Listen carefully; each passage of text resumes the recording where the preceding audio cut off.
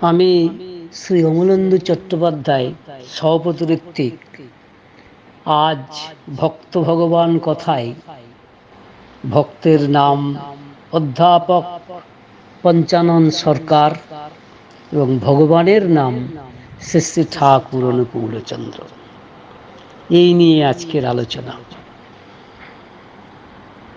বলতে কি, এই আলোচনা করতে আমার সারা শরীর মন একেবারে শিউরে উঠছে।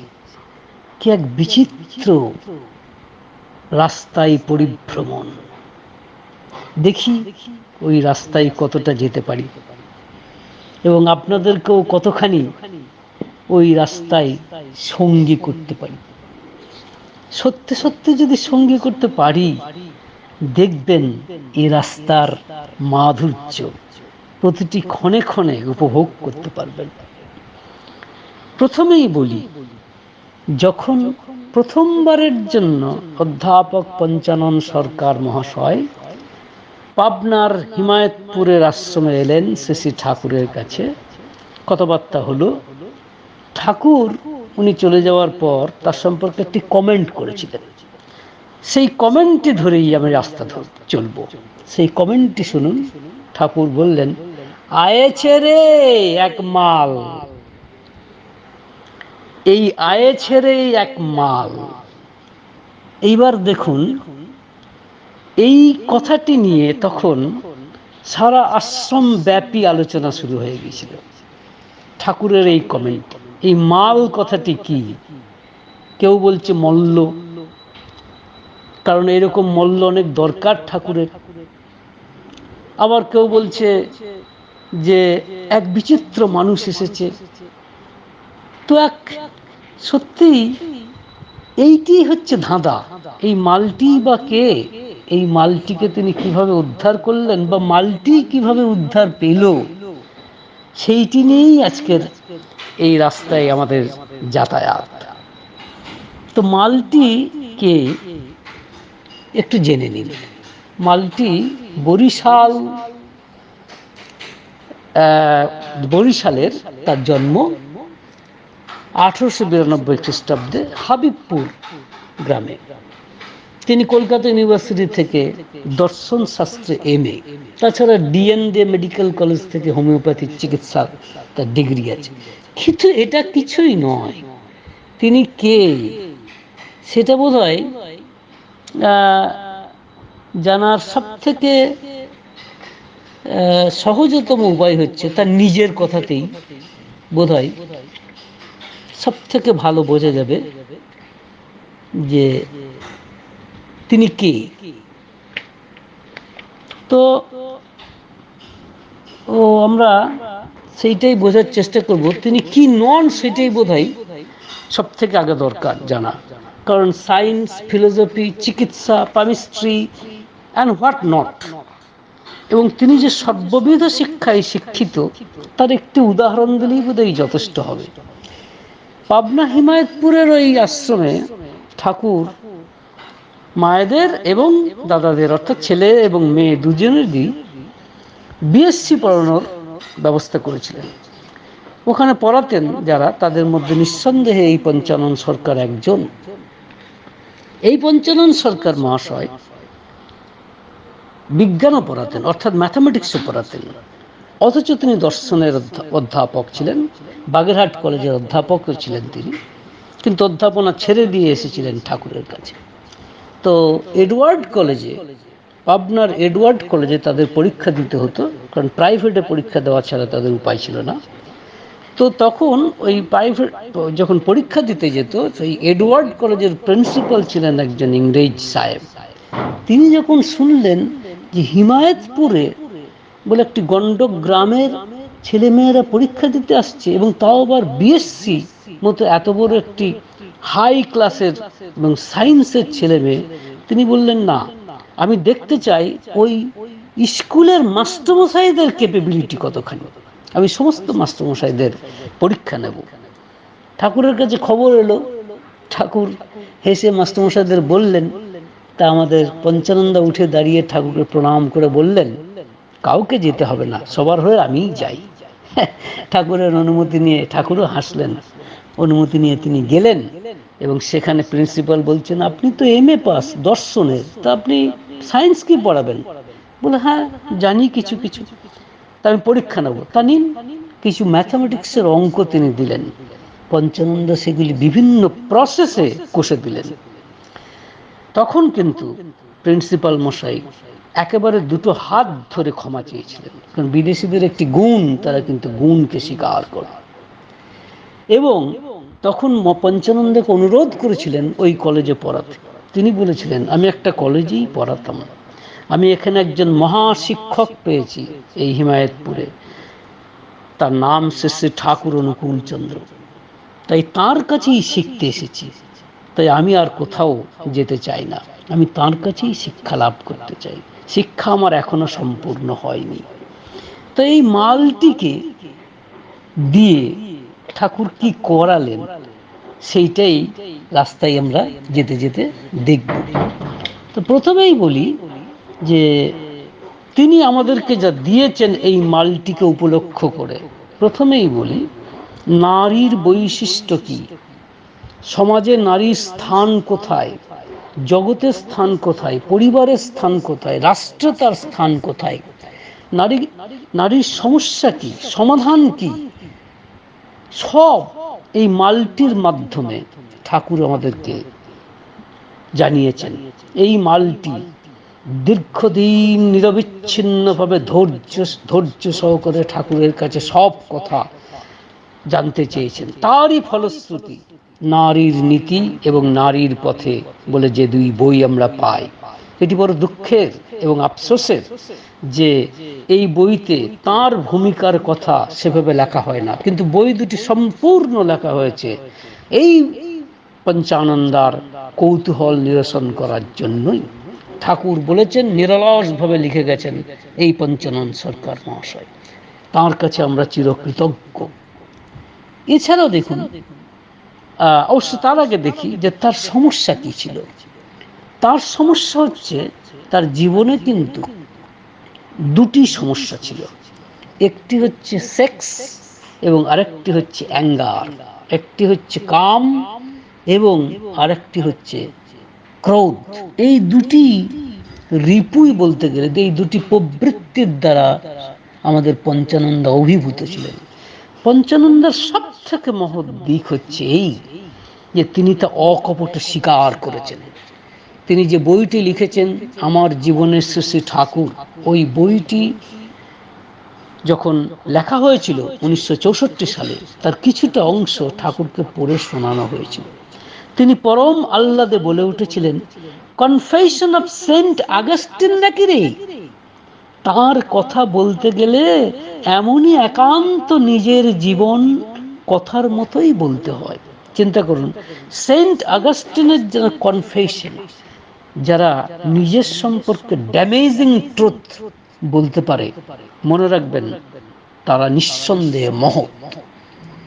তো এই মালটি, যিনি দারুণ তার্কিক, কারো কাছেই তিনি তর্কে হারেন না, সেই তার্কিককে ঠাকুর হার মানিয়েছিলেন বলা যায়। শুধু একটা কথাই বলেছিলেন ঠাকুর, যখন অনেক তর্ক করছেন আমাদের পঞ্চানন্দা, ঠাকুর বলেছিলেন, শুনিবে মহর্ষি ব্যাস, বাজাইব বাঁশি। এই কথাটি একটি চমৎকার ঘটনার পরিপ্রেক্ষিতে, যখন ব্যাসদেব ভগবান শ্রীকৃষ্ণের সাথে নানান বিষয়ে তর্ক করছিলেন, তর্কের মীমাংসা না হওয়ায় হঠাৎ ভগবান শ্রীকৃষ্ণ বললেন, শুনুন আমার বাঁশি শুনুন। এবং যে মুহূর্তে বাঁশি বাজাতে শুরু করলেন, ব্যাসদেব মুগ্ধ হয়ে গেলেন। ঠাকুর কি জানি সেই কথাটি কিন্তু আমাদের একে বলেছিলেন পঞ্চানন্দাকে, যে শুনিবে মহর্ষি ব্যাস, বাজাইব বাঁশি। তো সেই বাঁশির ধ্বনি পঞ্চানন্দা শেষ দিন পর্যন্ত শুনেছেন হয়তো। আর কোনো তর্ক নয়, এই পঞ্চানন্দার প্রকৃতিটাই গেল পাল্টে, এতখানি পাল্টে গেল যে ভাবা যায় না। কেননা তার সম্পর্কে আমাদের মাতা মনমোহিনী দেবী পর্যন্ত বলে উঠেছিলেন, এ সেই পঞ্চানন আর এই পঞ্চানন এক নয়, দেহটা শুধু এক। তো এই প্রকৃতি পাল্টে গেল কিন্তু একটাই কারণে, যে তিনি কিন্তু সম্পূর্ণ স্যারেন্ডার করেছিলেন ঠাকুরের কাছে। শুধু একবার পঞ্চানন্দ বলে ফেলেছিলেন যে এটা কেন বলছেন ঠাকুর। ঠাকুর বলেছিলেন, কৈফিয়ত দেবার পর চাণক্য কিন্তু আর মন্ত্রিত্ব করে না পঞ্চানন্দা। ঠিক এই কথা, কৈফিয়ত দেওয়ার পর চাণক্য আর মন্ত্রিত্ব করে না পঞ্চানন্দা। সুতরাং এবং ওই শেষ প্রশ্ন, তারপরে কোনোদিন এই তার্কিক পঞ্চানন সরকার কখনোই ঠাকুরের সাথে আর তর্ক করেননি। এবার দেখুন ঠাকুরও কেমন, তাকে দিয়ে আর এই মালটিকে দিয়ে আমাদের আর কি শোনালেন, অনেক কিছু শুনিয়েছেন। শিক্ষা কেমন হওয়া উচিত, শিক্ষার পলিসি কেমন হওয়া উচিত, শিক্ষক কেমন হওয়া উচিত, শিক্ষা কেমনভাবে দেওয়া উচিত। আমি নির্দ্বিধায় দ্বিধাহীন কণ্ঠে একটি কথা প্রত্যেককে বলতে চাই, যে বর্তমানে সরকার যে শিক্ষার পলিসি নিচ্ছে, এ পলিসিতে শেষ পর্যন্ত কতটা কাজ হবে জানি না, কিন্তু এই পঞ্চানন সরকারকে দিয়ে ঠাকুর যে রেভলিউশন ঘটালেন, শিক্ষার জগতে যে বিপ্লব ঘটিয়েছিলেন, সেই পলিসি যদি গ্রহণ করা যায়, আমি একেবারে নিশ্চিত যে বেকার সমস্যা থাকবে না, থাকতে পারে না। সত্যিকারের শিক্ষায় শিক্ষিত হবে, কারণ এখানে অপরাবিদ্যা এবং পরাবিদ্যার মেলবন্ধন ঘটিয়েছিলেন ঠাকুর। তো সেটা আমরা পরে আসছি। এইবার আর কি শেখালেন ঠাকুর, সেটি আমি একদম শেষে বলবো, যেটা হচ্ছে যে মানুষের শেষ প্রশ্নের শেষ উত্তরটি এই পঞ্চানন্দার মুখ দিয়ে আমরা জানতে পেরেছি। এই কথাটি আপনাদের আমি সাসপেন্সের জন্য আমি রেখে দেবো, একদম শেষকালে এটি আমি উন্মোচন করব। আবার বলছি, মানুষের শেষ প্রশ্নের শেষ উত্তরটি এই অধ্যাপক পঞ্চানন সরকারকে দিয়েই ঠাকুর আমাদের শুনিয়েছেন। তো যাই হোক, এবার আমরা আসতে চাইছি যে তিনি যখন এলেন, তখন কিছুদিন আশ্রমে থাকার পর প্রথমেই যেটি ঘটল সেটি হচ্ছে এই যে তাঁর একটা অবসেশন ছিল। অবসেশন মানে একটা প্রবৃত্তির অবসেশন। সেই প্রবৃত্তির অবসেশনটা এই যে তিনি মাথাতে করে কোনো কিচ্ছু মাথাতে ভারী নিতেন না। মনে করতেন মাথার মধ্যে মানে মাল বহন করলে সেইটি কিন্তু মাথার ব্রেনটাকে ড্যামেজ করে।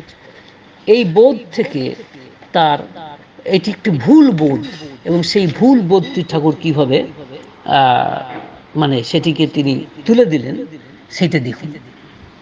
যে তিনি আশ্রমে ঘুরতে ঘুরতে হঠাৎ দেখছেন রাস্তা তৈরি হচ্ছে, ঠাকুর দেখছেন ঝুড়িতে মাটি ভরছে, আর উনি দাঁড়িয়ে দাঁড়িয়ে দেখছেন। তখনও তার গায়ে প্রফেসরের গন্ধ যায়নি। তখন ঠাকুর এসে বলছেন, কিরে এই মালটি কি বলে, এই ঝুড়িতে কত ওজন হবে বলতো? বলছে মন 2 হবে। বলে দে, পঞ্চানন্দার মাথায় তুলে দে। বলে তিনি ঝুড়ির এক প্রান্ত ধরলেন, আর একজন এক প্রান্ত ধরে দিলেন পঞ্চানন্দার মাথায় তুলে। পঞ্চানন্দ হঠাৎ সেই ঝুড়ি দুটো হাতে শক্ত করে ধরে চললেন। তখনই ঠাকুর বললেন, দেখ সাধে কি বলে বাঘা বরিশাল, এবং প্রায় 1 কিলোমিটার এই ঝুড়ি বহন করে নিয়ে তিনি গেলেন। আশ্চর্য যে ঘটনা সেটি হচ্ছে এই যে মানে এই এত আনন্দ তিনি পেলেন এই ঘটনার মাধ্যমে, যে সেই আনন্দটি তিনি আমাদেরকে বলেছেন, এবং এটি একটি আশ্চর্য সাইকোলজিক্যাল ট্রিটমেন্ট। সেই দিনই তার এই ভুল ধারণা, ফিক্সড আইডিয়া, যেটাকে বলে ফিক্সড আইডিয়ার অবসেশন, ঠাকুর কিন্তু কাটিয়ে দিয়েছিলেন। কিন্তু তারপরে যে 2টি প্রধান রোগে উনি ভুগছেন সেটি হচ্ছে, আমাদের আগেই বলেছি, সেক্স কমপ্লেক্স এবং অ্যাঙ্গার কমপ্লেক্স। তো সেক্স কমপ্লেক্স এবং অ্যাঙ্গার কমপ্লেক্সকে কিভাবে ঠাকুর কাটালেন সেটাও একটুখানি বলার আছে। সেটি হচ্ছে এই যে তিনি আশ্রমে বসবাস করছেন, চুলগুলো ছোট ছোট করে কেটে দিয়েছেন ঠাকুরের কথায়, খালি গায়ে ঘুরছেন, মাথায় ইট নিয়ে শুয়ে থাকেন, কারণ ঠাকুর বলছেন বালিশের প্রয়োজন নেই, তিনি ঠাকুরের কথা অনুযায়ী ঠাকুর অনুযায়ী চলছেন। তিনি কিন্তু আশ্রমে এসে দীক্ষা নেননি, আশ্রমে আসার আগেই অনন্ত মহারাজের কাছে তার দীক্ষা হয়। সেও বহু কূট প্রশ্নের উত্তর পেয়ে এবং শেষ পর্যন্ত এই অনন্ত মহারাজ বলেছিলেন, আমার এই কথাটুকু বিশ্বাস করতে কি অসুবিধা হয় দাদা? এই একজন তথাকথিত অশিক্ষিত অনন্ত মহারাজের কাছে তর্কে হেরে গেছেন তা নয়, বলা যায় ওই মানুষটির কাছে হেরে গিয়ে তিনি দীক্ষা নিয়েছিলেন। তো যাই হোক, তিনি আশ্রমে এসে যথারীতি ঠাকুরের নির্দেশ পালন করছেন, কিন্তু তিনি দেখছেন যে যে তাকে ঠাকুর কি দিয়েছেন, একটা ইকমিক কুকার দিয়েছেন, প্রাইমার স্টোভ, একটা বালতি, একটা থালা এবং একটি ঘটি, একচালা একটি ঘরে তাকে থাকতে দেওয়া হয়েছে। নিজ হাতে তিনি রান্না করছেন, না ধোয়া মোচা, ঘর নিকোচ্ছেন মায়েদের মতো, যা তিনি জীবনে করেননি। তো যাই হোক, কিন্তু যা দিন যাচ্ছে যেন একটা ঠান্ডা উত্তাপহীন বিশ্রান্তি, ছেদহীন অবসর যাকে বলে।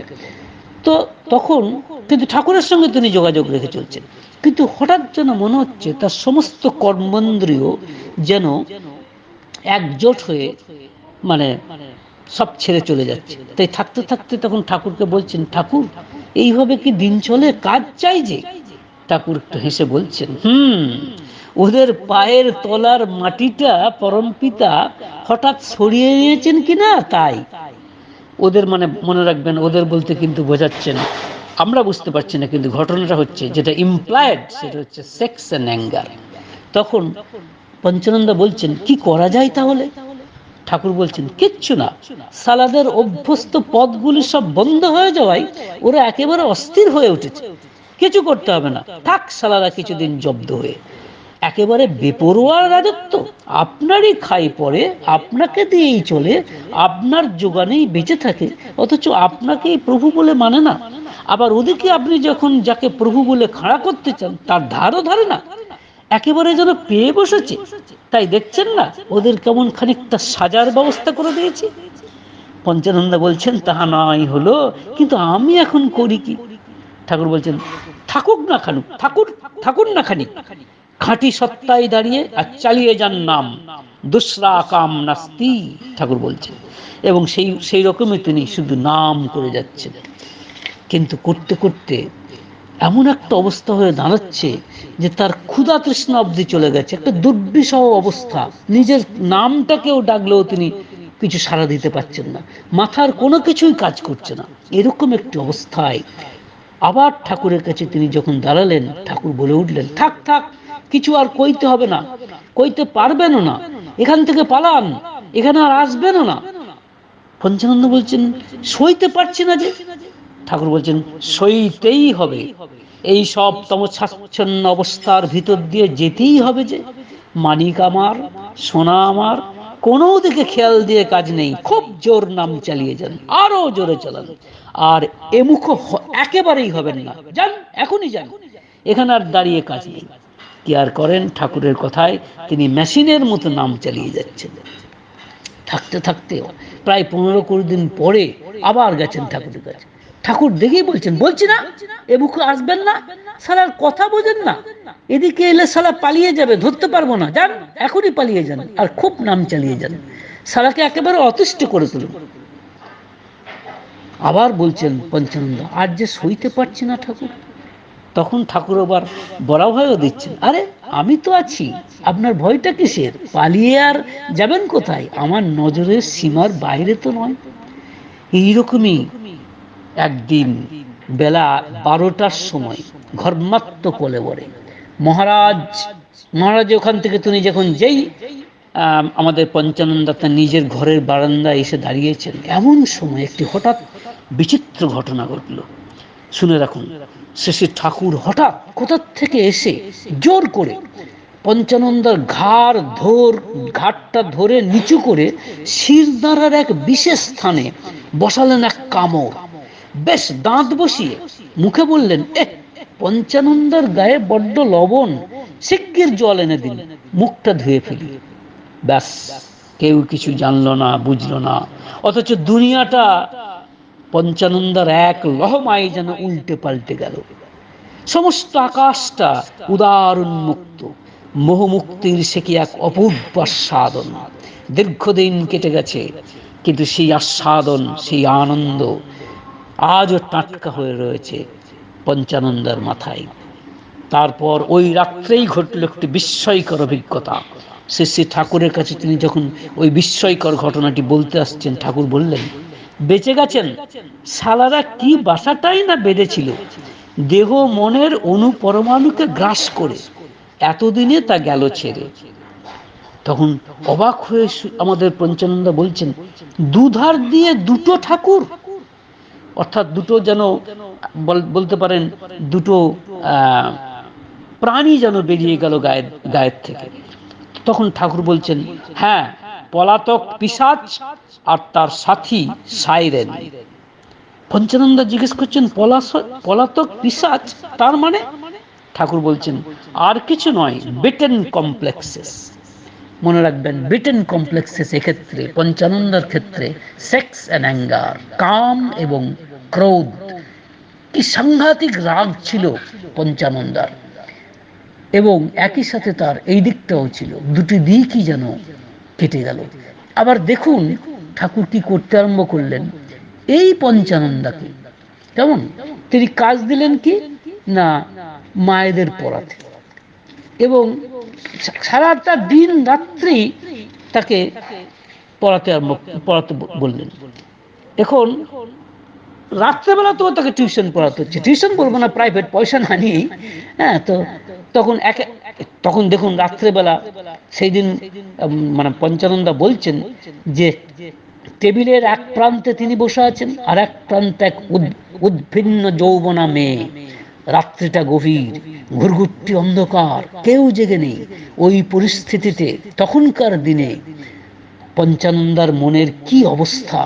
কারণ আপনারা আগেই জানেন, পঞ্চানন্দার তো ওইটাই তো সমস্যা ছিল তার, অর্থাৎ ওই প্রবৃত্তিটাকেই তো নিয়ন্ত্রণ করার তার ক্ষমতার বাইরে ছিল।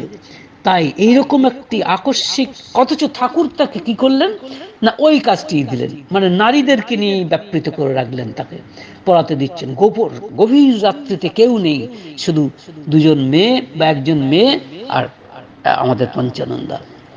তো তখন তিনি বাধ্য হয়ে ঠাকুরকে বলেছিলেন গোপনে, এত নিরালায় শুধু দুইজনে মুখোমুখি হয়ে বসে পড়ানো বড় মুশকিল ঠাকুর।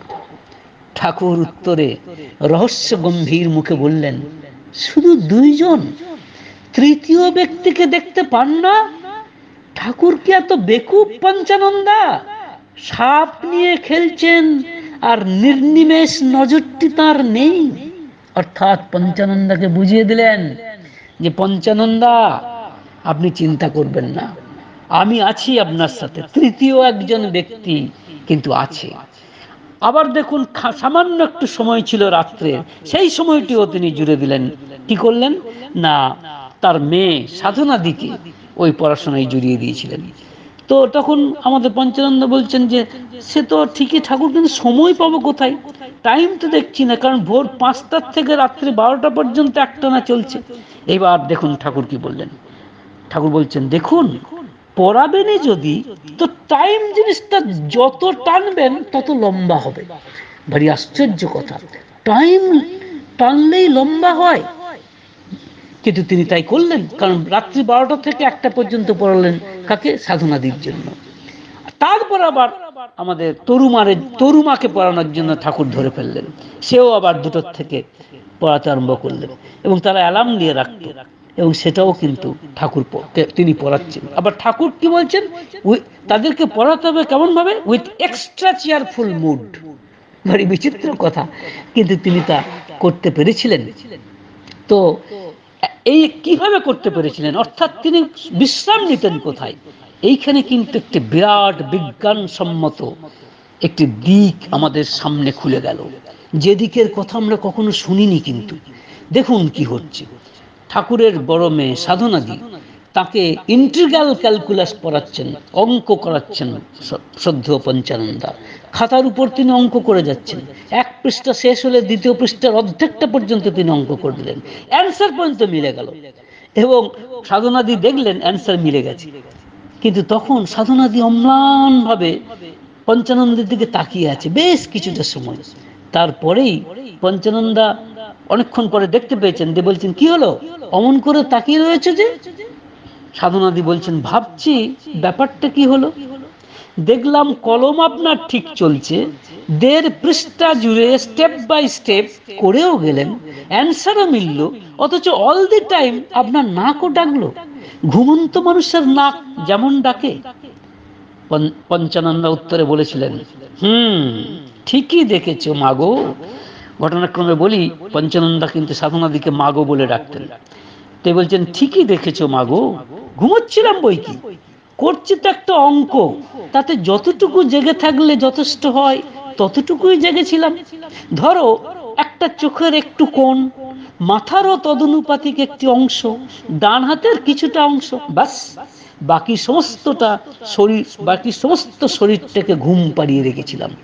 অঙ্ক কষতে হবে বলে সারা দেহটা, সমস্ত অনাবশ্যক অঙ্গগুলিকেও জাগিয়ে রাখতে হবে, এর কোনো মানেই তো নেই। মহাবিশ্বে সাধনাদি বলেছিলেন, কিন্তু এটা কি করে সম্ভব হয় মাস্টার মহাশয়? উত্তরে পঞ্চানন্দ বলেছিলেন, সাধারণত হয়তো হয় না, কিন্তু তোমার বাবার ঠেলাই পড়ে ওটি হওয়াতে হয়েছে। এটি একটি আর্ট মাত্র, বেশি শক্ত কিছু নয়, অভ্যাস করলে খুবই সহজ। ঘুমেরও অর্থাৎ রেস্টেরও কন্টিনিউটি হয়, আবার জেগে থাকারও কন্টিনিউটি হয়। আমি আপনাদের বলতে চাই, বিজ্ঞানের এই বিশেষ শাখাটি নিয়ে রিসার্চ করার প্রয়োজন আছে। এবং ঘটনাক্রমে আমি এও বলতে চাই, বর্তমানে পঞ্চানন্দার যিনি ছেলে, তিনি কিন্তু এ বিষয়ে কেউ রিসার্চ করলে ফান্ডিং করতে রাজি আছেন। তাই আমার বক্তব্য এইখানেই, যে এটা যে সম্ভব, যে ঘুমোতে ঘুমোতে অঙ্ক করে দেওয়া, সেটি কিন্তু আমরা দেখলাম পঞ্চানন্দার ক্ষেত্রে। এবার দেখুন যে শিক্ষা কিভাবে দিলেন ঠাকুর পঞ্চানন্দার মাধ্যমে।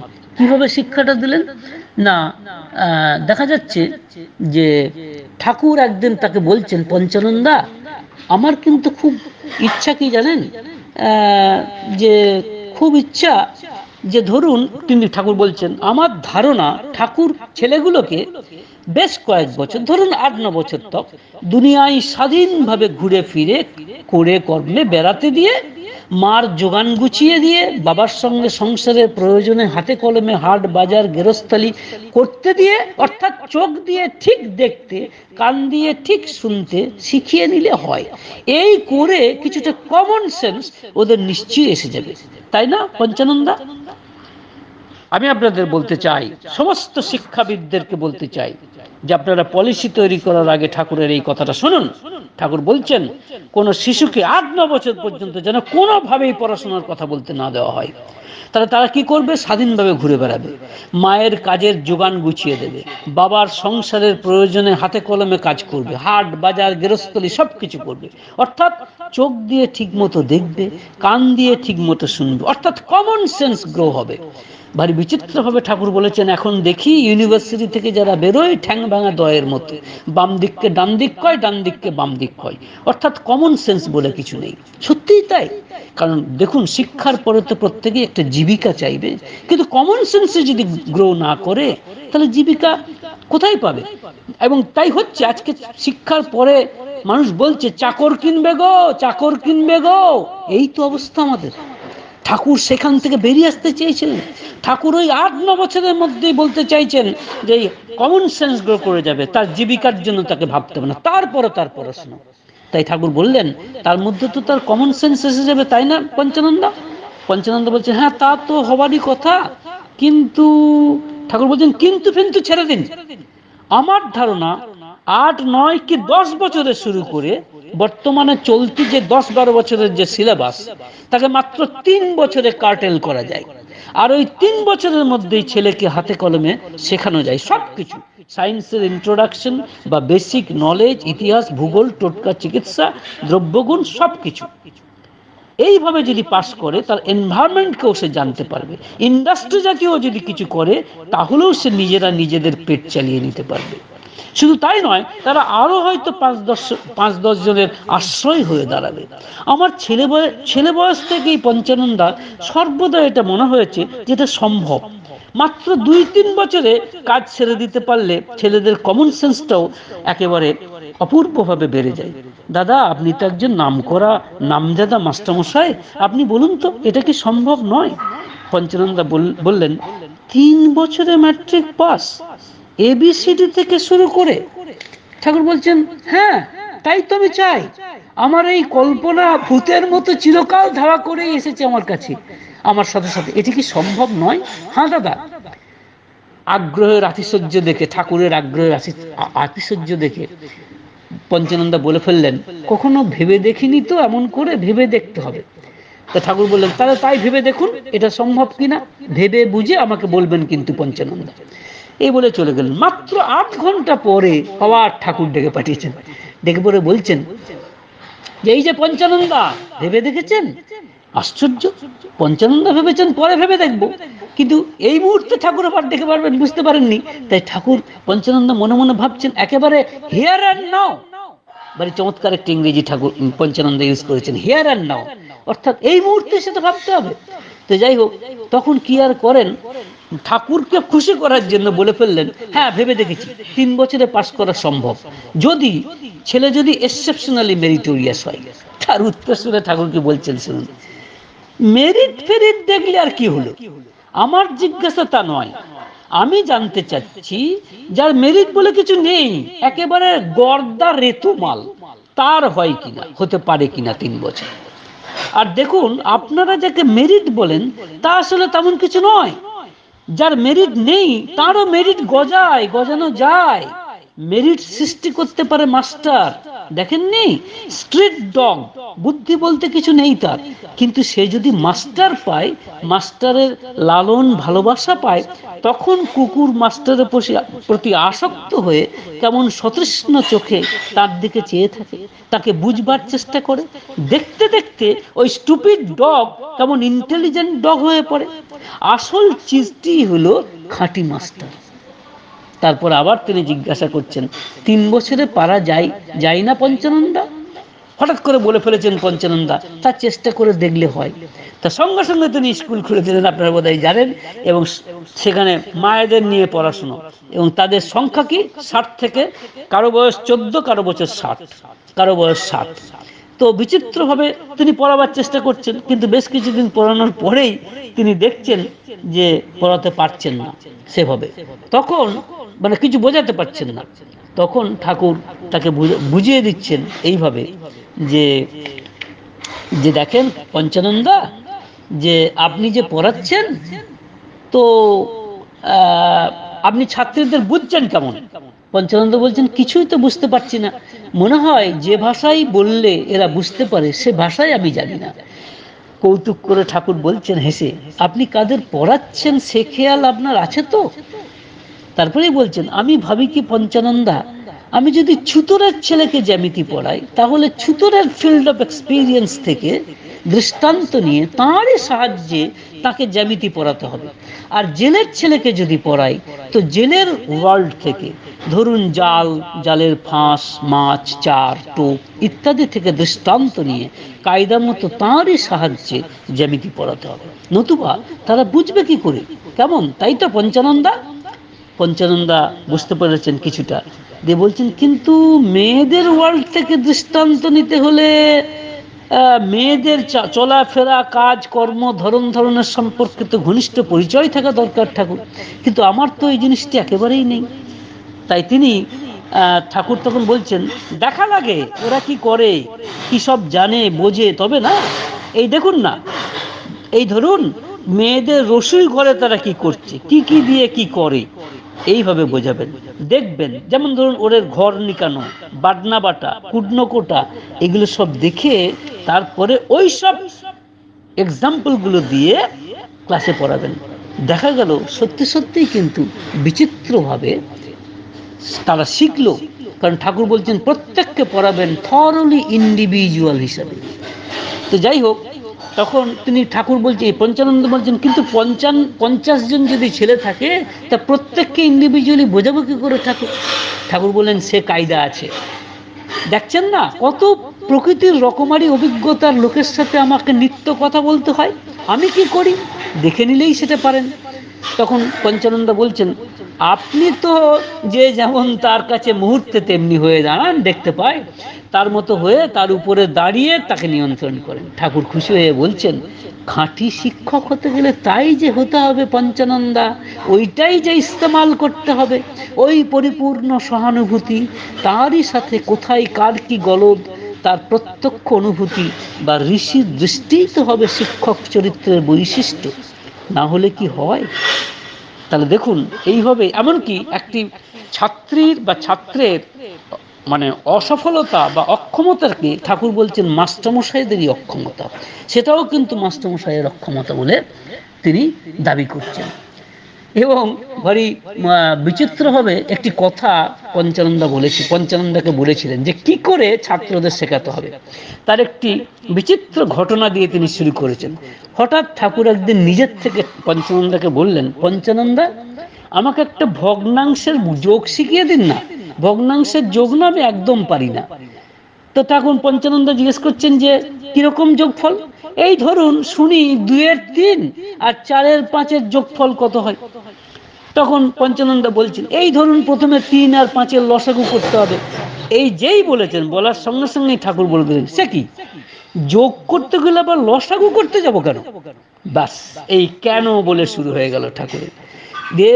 শুধু পঞ্চানন্দ নয়, ওই তপবন বিদ্যালয়ের প্রত্যেকটি মাস্টারমশাই বোঝাবার চেষ্টা করলেন, কিন্তু পারলেন না। তখন হার মারলেন সবাই। শ্রী ঠাকুর তখন হাস্য মানে চপল কণ্ঠে বলছেন, দেখলেন তো আমি কত নিরেট, আমাকে বোঝাতে পারলে মনে হয় যে কোনো ছাত্রকেই আপনারা বোঝাতে পারবেন। চিন্তা করে দেখুন, পঞ্চানন্দা বলছেন, আশ্রমের তাবৎ পণ্ডিতদের সমবেত পরাজয় আজও আমাদের স্মৃতিতে চিরজাগ্রত হয়ে আছে। সুতরাং কি করে পড়াতে হয় ঠাকুর বোধহয় আমাদের বুঝিয়ে দিলেন এই পঞ্চানন্দাকে। এরপরে দেখুন, এই পঞ্চানন্দাকে দিয়ে কত কাজ তিনি করিয়েছেন। শুধু নারীর পথে নারীর নীতি নয়, ধাতু দীপনী বলেও একটি বই মানে তার অনেকগুলি খণ্ড পঞ্চানন্দাকে দিয়ে করিয়েছিলেন। সেটি হচ্ছে এই যে ঠাকুর একবার পঞ্চানন্দাকে বলেছিলেন যে, পঞ্চানন্দা, পরমপিতা তো আমাকে দিয়ে অনেক কথা বলিয়ে নিলেন, সেই কথাগুলোর মানে কি, তার ধাতুগত অর্থ দেখে আপনি যদি একটা অভিধান তৈরি করেন তাহলে বোধহয় ভালো হয়। আপনারা বোধহয় জানেন যে ঠাকুর কিছু বিচিত্র বাংলা পরিভাষা ব্যবহার করেছেন। যেমন ধরুন মেকানিজম, তার বাংলা ঠাকুর করেছেন মরকচ, বা পজিটিভ বা নেগেটিভ এরকম বাংলা করেছেন রিচি বা ইত্যাদি। অনেক বিচিত্র ধরনের বাংলা পরিভাষা ঠাকুরের মুখ দিয়ে বেরিয়েছে, এবং সেই পরিভাষাগুলো যে একেবারে মানে নিঃসন্দেহে বাংলা সাহিত্যকে বিরাটভাবেই মানে বিশালভাবেই সমৃদ্ধ করবে, এটা কিন্তু কোনো সন্দেহ নেই। কিন্তু ওই ভাষাগুলি এলো কোথা থেকে, অর্থাৎ ধাতুগত দিক থেকে তার অর্থ কি, এইগুলি কিন্তু বোঝার প্রয়োজন আছে। আর সেইগুলো যাতে মানুষ বুঝতে পারে, এই ভাটটিও কিন্তু তিনি পঞ্চানন্দাকে দিয়েছিলেন। এবং পঞ্চানন্দা এইটি প্রচুর পরিশ্রম করে এটি 14 থেকে 15টি খণ্ড এই ধাতু দীপনী তিনি করেছিলেন। এবং আমি যেটুকু শুনেছি, পঞ্চানন্দার ছেলে আমাকে বলেছেন যে সমস্ত খণ্ডগুলি তিনি দেওঘরে কর্তৃপক্ষকে দিয়ে এসেছিলেন। আমি জানি না সেই জিনিস এখনো আছে কিনা, যদিও এখন দেখি যে আপনার যেটি ব্যাগার্থ বিথিকা বা ধাতু দীপনী টাইপেরই একটি জিনিস এখন বেরিয়েছে সৎসঙ্গ থেকে, তো তারা সেখানে কিন্তু পঞ্চানন্দার কথা কেবল টাচ করা হয়েছে বটে, যে তিনি কাজটা শেষ করতে পারেননি, কিন্তু সেটি নিয়ে আমরা বিতর্কে যাচ্ছি না। শুধু এটুকুই বলতে চাই, তিনি কিন্তু 14-15 খণ্ড মানে বিরাট খণ্ড করে এই ধাতু দীপনী তিনি তৈরি করেছিলেন। শুধু এই নয়, ঠাকুর সঙ্গীত রচনা করিয়েছিলেন পঞ্চানন্দাকে দিয়ে। আর সে যে কি বিশাল সুন্দর সঙ্গীত, সেও কিন্তু এক বিচিত্রভাবে আমরা দেখতে পাচ্ছি। এবং এমন সুন্দর সঙ্গীত আমরা যেন শুনিনি, কেননা ঠাকুরের প্রায় প্রত্যেকটি গানে ঠাকুরের ছোঁয়া আছে, কারণ প্রত্যেকটি গান ঠাকুরকে শোনানো হয়েছিল। যেমন ধরুন, একদিন ঠাকুর তার বাড়িতে এসে, তাকে যেখানে থাকতেন, ওই আশ্রমে এসে ঠাকুর ভোরবেলায় এসে ঠাকুর দরজায় কোরআন নেড়ে বলছেন, পঞ্চানন্দ একটা গান লেখেন তো। ওই সেরকমই হঠাৎ পঞ্চানন্দ বলছেন, হিয়ার অ্যান্ড নাও, প্রায় মনে মনে বলছেন। তো যাই হোক, ঠাকুরকে দেখে একটি গান তার এলো, অর্থাৎ ঠাকুরের কাছ থেকে তিনি ইম্পালস পেলেন। কি গান? ওই এলো রে দুয়ারে, মোরে ডাকছে এমন মোহন সুরে, এলো রে দুয়ারে, বলে নে রে আমায় আপন করে, বলে দুয়ার খোলে নে রে ঘরে, এনেছি যে তোদের তরে, হরি নামামৃত রস ধারে শুষ্ক তরু মঞ্জরে। আজ মধুময় হলো আকাশ বাতাস, মধুময় ত্রিভুবন, মধুর শ্রবণ মধুর বচন, মধুময় তনুমন। আজি মধুর পরশ লাগিল রে, সুপ্ত পরাণ জাগিল রে, দিগ দিগন্ত জাগিল রে, ইত্যাদি বলে যে গান, সেই গানটি কিন্তু ঠাকুরকে দেখে, ঠাকুরের কাছ থেকে ইম্পালস পেয়ে এই গান তিনি রচনা করেছিলেন সৎসঙ্গ অধিবেশনে। এই গান যখন আমি শুনি, আমি অন্তত যখন শুনি, সারাটা শরীর শিহরিত হয়ে ওঠে। তার কারণ কোথাও যেন ঠাকুর আনন্দে হাসছেন এবং তার সমস্ত অঙ্গ দুলে দুলে উঠছে, এইটুকু অনুভূতি অন্তত কল্পনায় করার পাওয়ার চেষ্টা করি। তাই এই ধরনের গানের কিন্তু কোনো তুলনা হয় না। আরও এক ধরনের গান দেখুন পঞ্চানন্দা গাইছেন, যেটা প্রথম দিকে মানুষের কাছে অত্যন্ত হাস্যাস্পদ মনে হয়, কিন্তু ঠাকুরের ফিলোসফি যেন এই গানটির মধ্যে অপূর্বভাবে ফুটে উঠেছে। সেটি কিরকম? চাল চড়াইয়া জাল দিয়া দিয়া, ডাল কি পাইতে পারো, কৃপাময় আসি ভাত বদলিয়া, ডাল দিবে আশা করো। অর্থাৎ ঠাকুর যেটি বলেছেন যে কৃপা কথাটার মানে জানিস তো, করে পাওয়া, এমনি এমনি কিন্তু কিছু হয় না। এই গানটির মধ্যে কি চমৎকার করে পঞ্চানন্দা এই কথাটি লিখেছেন যে চাল চড়াইয়া জাল দিয়া দিয়া, ডাল কি পাইতে পারো, কৃপাময় আসি ভাত বদলিয়া, ডাল দিবে আশা করো। সুতরাং এই যে, এছাড়াও পঞ্চানন্দার ভারী চমৎকার গান আছে, আপনারা জানেন, শিখায়ে দাও আমারে ভক্ত সাধুজন, কেমনে ধরবো আমি শ্রী গুরুর চরণ। এছাড়াও বিচিত্র বিচিত্র এবং সুন্দর, এত সুন্দর গান, এবং প্রত্যেকটি গানের মধ্যে যে ভাষার বৈচিত্র্য, ভাষার যে কারিগরি এবং সুরের যে মূর্ছনা, এটি কিন্তু এবং এত পারফেক্ট, ঠাকুরের দর্শনের সঙ্গে এত পারফেক্ট গান একমাত্র কয়েকজন ছাড়া, যেমন হেমকবি, শৈলেন্দ্রনাথ ভট্টাচার্য বা এই জাতীয় বড় বড় ঠাকুরের ডাইরেক্ট যারা শিষ্য, তারা ঠাকুরের টাচে যারা ছিলেন, তাদের লেখা গান ছাড়া অন্যত্র সবসময় কিন্তু পাওয়া যায় না। অনেক গানের সুর ভালো হতে পারে, কানে সেটা ভালো শ্রবণযোগ্য হতে পারে, কিন্তু মনে রাখবেন অনেক ক্ষেত্রেই দেখা যায় তা কিন্তু ঠাকুরের ফিলোসফিকে মানছে না, অর্থাৎ ঠাকুরের ফিলোসফির সঙ্গে হয়তো মিল নেই। সুতরাং এটা কিন্তু আমাদের দেখতে হবে, এবং আমি মনে করি যে সৎসঙ্গ অধিবেশনে যেন এই অধ্যাপক পঞ্চানন সরকারের গান, হেমকবির গান বহুল প্রচারিত হয়, এটি আপনাদের কাছে আমার বিনম্র নিবেদন। কারণ তার মাধ্যমেও ঠাকুরের সঠিক গুণকীর্তন হয় বলেই আমার ধারণা। আর পঞ্চানন্দাকে নিয়ে বিচিত্র বিচিত্র কি বলবো, অলৌকিক ঘটনা যদি বলা যায় সেসব আছে, যেমন কাঁঠাল পাকার ঘটনা, সেও আছে, কিন্তু সেগুলোকে নিয়ে আমরা বিস্তারিত আলোচনা করতে চাই না, কারণ ঠাকুর পরিষ্কার অলৌকিকত্বের পূজারী নন। তিনি পরিষ্কার বলতে চাইছেন যে বেশিরভাগ মানুষই হচ্ছে অলৌকিকতার মিরাকল মঙ্গার, অলৌকিকের প্রতি তারা ছোটে, কিন্তু তার পেছনে ছুটে কিন্তু সত্যি সত্যি খুব একটা লাভ নেই। ইনফ্যাক্ট আমাদের কি বলে, আমাদের যে বেশিরভাগ মানুষ যেটা হয় সেটি হচ্ছে এই যে এই পঞ্চানন্দের মতো মানুষ যারা এত শিক্ষিত, কেমন এই শিক্ষিত মানুষেরা দেখা যাচ্ছে যে তাদের চরিত্র কেমন হয়। সত্যি সত্যি বলতে গেলে পঞ্চানন্দার মতো এত শিক্ষিত মানুষ, তাদের অরিজিনাল চরিত্রটা কেমন হয় সেটি কিন্তু ঠাকুর ভারী চমৎকার করে এক জায়গায় বলছেন, যে সেই জায়গাটা আমাদের কিন্তু বুঝতে হবে, কেননা এটির মতো মহা সত্যবোধই আর কিছু হয় কি না আমার জানা নেই।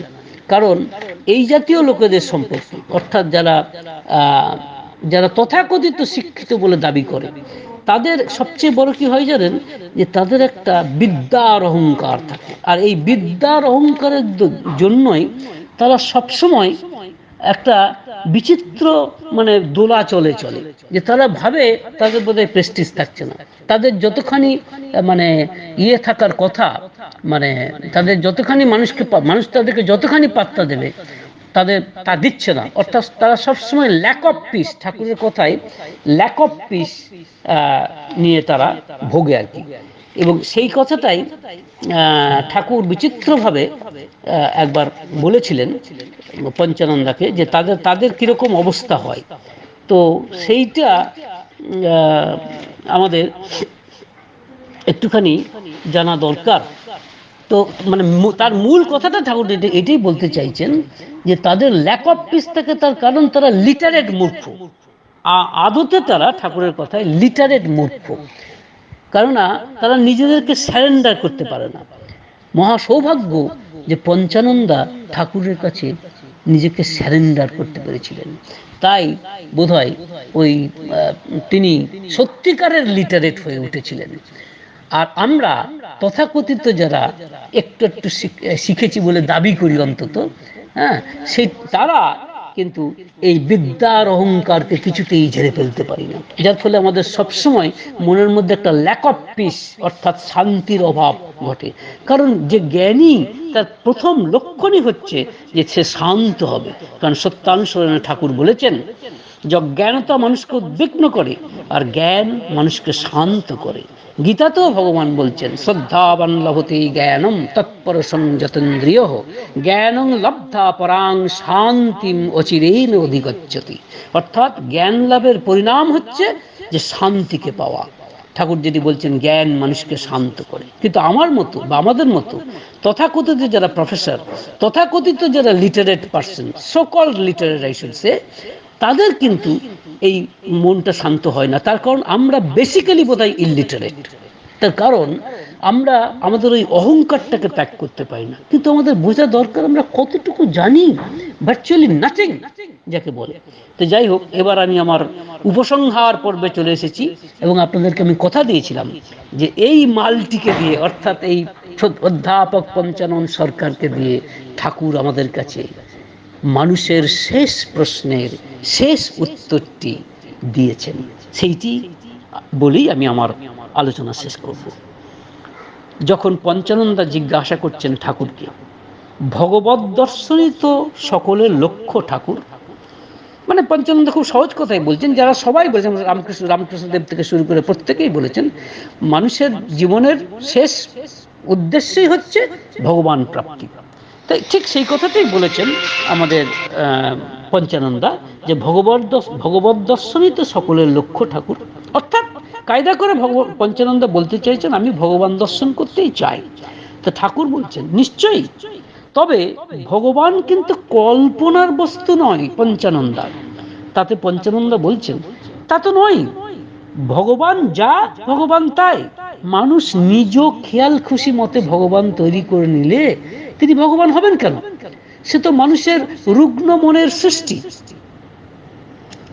আর ভগবান সৃষ্টি করে দরকারটাই বাকি, তিনি তো আসেনি যুগে যুগে নরদেহে, নরের জন্য, অবশ্য ভাগ্যবানদের জন্য। ঠাকুরকে বলছেন পঞ্চানন্দ। ঠাকুর কিন্তু এই কথায় খুব খুশি হয়ে গা এলিয়ে দিয়ে বললেন, যা বলেছেন পঞ্চানন্দা।